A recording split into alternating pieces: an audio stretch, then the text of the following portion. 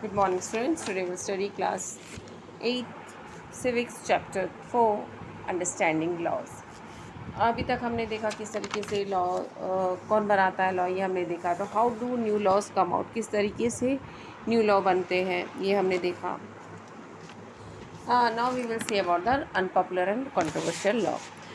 कुछ लॉ ऐसे होते हैं जो अनपॉपुलर होते हैं, मीन्स जिसको लोग पसंद नहीं करते, हमने स्टोरी के पसंद नहीं करते, that is a unpopular law. और जिसमें दो लोग शामिल हो जाओ और आपस में दोनों की लड़ाइयाँ हो, तो that is a controversial. Okay, तो लॉज भी जो है क्या है, जैसे मान लीजिए जो दो कंट्रोवर्शियल है, तो पार्लियामेंट, आपको पता है कि पार्लियामेंट क्या करती है, लॉ बनाती है, पास अ लॉ. पार्लियामेंट में लॉ बिल आता है, बिल लोकसभा में, राज्यसभा में, फिर प्रेसिडेंट से पास होके फिर वो एक लॉ बनता है.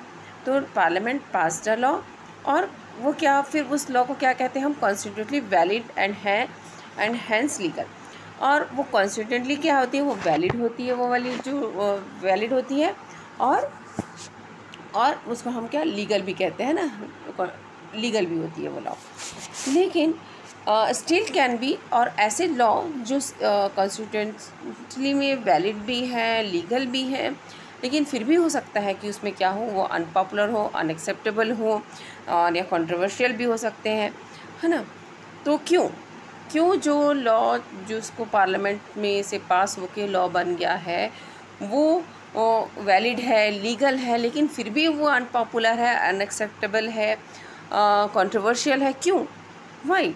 बिकॉज पीपल फील दैट, यदि आपसे पूछता है क्यों, why we that laws are unacceptable or unpopular. Why? Because people feel that the intention behind it is unfair and harmful.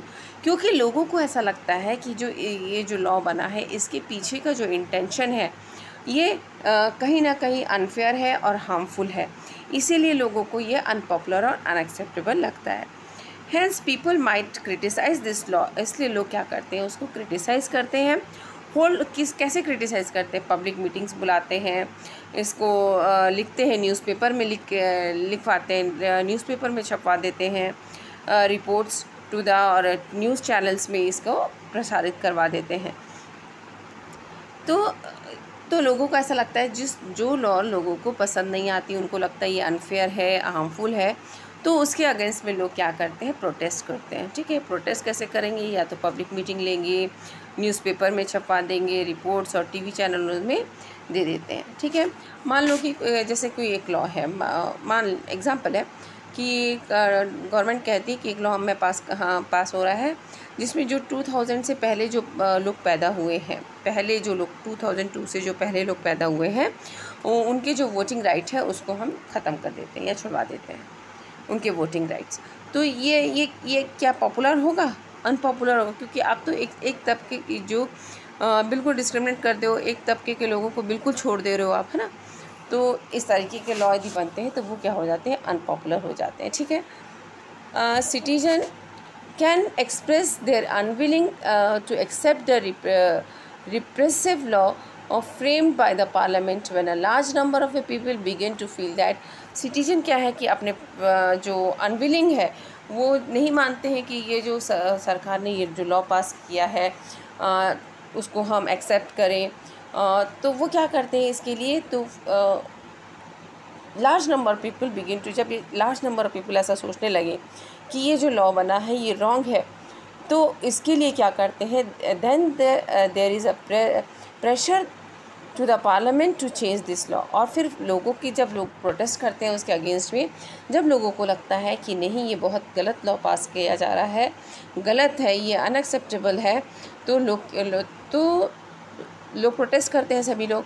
तो फिर पार्लियामेंट में प्रेशर पड़ता है, और पार्लियामेंट क्या करती है, उस लॉ को चेंज करती है. फिर जैसे एग्जांपल है, law making Hawking and street vending illegal.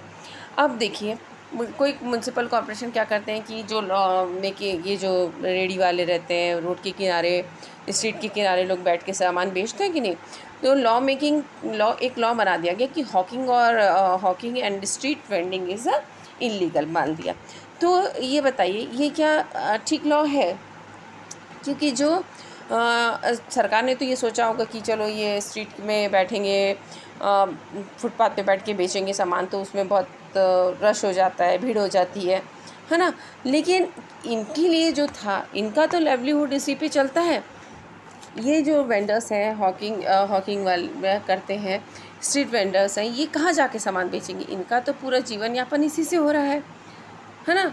तो ये जो, और हम ये भी डिनाई नहीं कर सकते हैं, जो ये हॉकर्स रहते हैं, वेंडर्स रहते हैं, जो एसेंशियल कॉमोडिटी चीज़ें होती हैं, सर्विस होती है, वो हमको बहुत ही चीप रेट में बहुत से लोगों को प्रोवाइड भी करा देते हैं। तो और ये तो उनके लिवलीहुड का एक साधन है ना। वो सामान नहीं बेचेंगे तो वो कहाँ से खाएंगे? तो if the law favours one group and डिसरिगार्ड्स the other, यदि एक के फेवर में होगा और दूसरे के अगेंस्ट में जाएगा, तो ये क्या हो जाएगा? कंट्रोवर्शियल हो जाएगा, है ना। कि एक का फेवर हो रहा है, दूसरे को हम डिसरिगार्ड करते रहे, उस दूसरे का फेवर कुछ भी नहीं हो रहा है, तो that will be the controversial और लीड टू कॉन्फ्लिक्ट, और इससे क्या होगा? लड़ाई वगैरह भी हो सकती है, ठीक है। तो people who think that the laws is not fair and can approach the court decide on issues, the court has a power to modify and, और फिर क्या है? कोर्ट इसको चेंजेस भी कर सकते हैं ना। अब how do people protest against the unpopular and controversial law? लोग जो हैं वो किस तरीके से प्रोटेस्ट करते हैं? जो अनपॉपुलर और कंट्रोवर्शियल लॉ है उसके अगेंस्ट को कैसे प्रोटेस्ट करते हैं? तो या तो फिर वो रैली निकालेंगे, हंगर स्ट्राइक में चले जाएंगे, है ना, और इस तरीके से पब्लिक मीटिंग्स लिया जाएगा, इस तरीके से वो क्या करते हैं? प्रोटेस्ट करते हैं। We need to remember that our role as a citizen does not end with the electing representative. As a citizen, हम एक एज अ सिटीजन जो है, हमारा रोल यहीं ख़त्म नहीं होता है कि हमने अपना वोट दे दिया, हमने अपना रिप्रेजेंटेटिव चुन दिया, अब वो जो चाहे करे।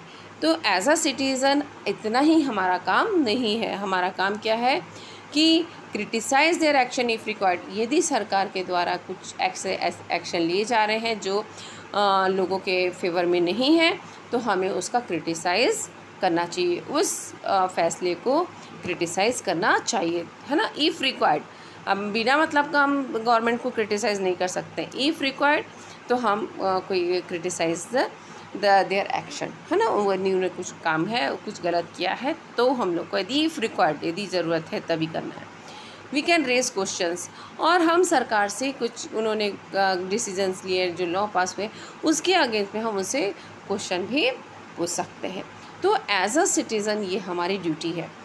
It is the extent involvement and the enthusiasm of the people that helps a parliament to performs representative function.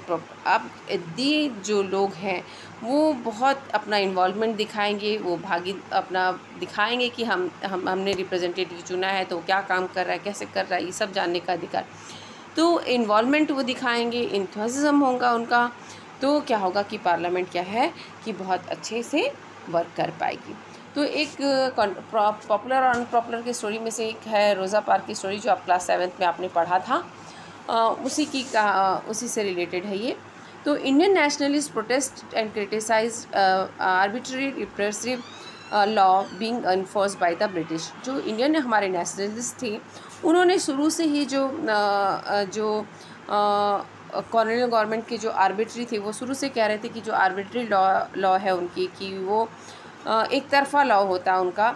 तो और रिप्रेसिव मीन्स आप बोल सकते हैं जो डराने धमकाने वाले लॉ हैं, उनको शुरू से ही वो उसका प्रोटेस्ट करते थे और शुरू से ही उसको क्रिटिसाइज़ करते थे, ठीक है।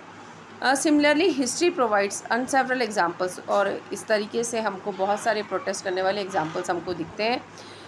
इसमें से examples of the peoples and the communities who have struggle to the end unjust law, जिन्होंने स्ट्रगल किया है ऐसे अनजस्ट लॉ के लिए स्ट्रगल किया है।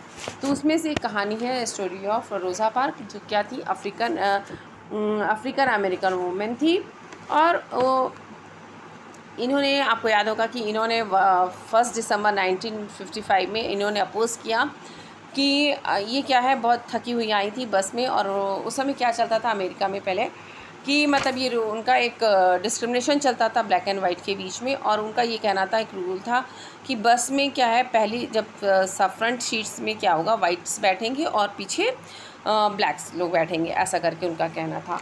तो रोज़ा पार्क एक दिन आई बस में चढ़ती और वो बहुत थकी हुई थी और वो सामने की सीट में बैठ जाती है। तो एक वाइट पर्सन आता है और वो कहता है कि तुम पीछे जाके बैठो। तो रोज़ा पार्क बिल्कुल अपोज कर देती है कि मैं नहीं उठूँगी, मैं बहुत थक चुकी हूँ। तो वो अपनी सीट देने से उनको मना कर देती है। कब? 1 दिसंबर 1955 में। She was protesting the law on the segregation that divide up the वो प्रोटेस्ट कर रही थी किस लॉ को? लॉ ऑन सेग्रीगेशन, जो लोगों को एक पब्लिक स्पेस से including the streets between the whites and white block को अफ्रीकन अमेरिकन को जो डिवाइड करता था, सेग्रीगेट करता था, ऐसे लॉ के अगेंस्ट में वो लड़ी। वो अफ्रीकन अमेरिकन्स मतलब होना चाहिए जिसके फोर फादर क्या है, अफ्रीका से आए थे और अमेरिका में बस गए थे, ठीक है। इसलिए उनको अफ्रीका अमेरिकन, उनके फोर फादर्स जो थे वो अफ्रीका से आए थे, इसलिए उनको अमेरिकन वुमेंस बोला जा रहा है, ठीक है, women. Her refusal of the, जो उन्होंने रिफ्यूज़ किया कि वो सीट नहीं देंगी, तो ये क्या था, एक की इवेंट था। कहाँ के लिए था? सिविल राइट मूवमेंट का एक की मूवमेंट था। और उसके बाद सिविल राइट और 1964 एक्ट पास हुआ है which provide discrimination on the basis, जिसमें क्या है, ये मना किया गया है कि डिस्क्रिमिनेशन नहीं होना on the basis of race, religion और नेशनल ओरिजिन। इन यूएसए में इस तरीके का कोई भी डिस्क्रिमिनेशन नहीं होगा। तो ये सिविल राइट एक्ट पास हुआ 1964 में, है ना। तो ये आप क्लास 7 में भी स्टोरी पढ़ चुके थे।